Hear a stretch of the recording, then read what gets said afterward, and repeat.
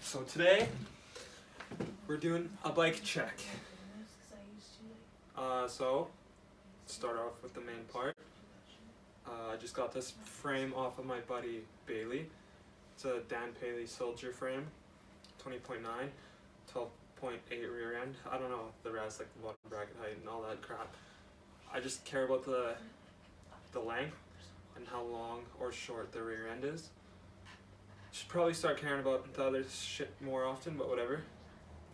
I got the Sunday Mark Burnett bars that I won up north that I really like. They're really short, 27.5. They're really small with 9.5 rise, I think, and 12-degree back sweep. I got the Cult Sean Racconi grips, comfiest grips in the game. I got the Donna Streets front and back Donna 2.4s. I got the Odyssey R25 fork. I got the BSD XL 4.5-inch pegs. I got a BSD front hub, BSD spokes. Got an Odyssey V2 free coaster. It's like the Clutch V2 free coaster with BSD NASA rims.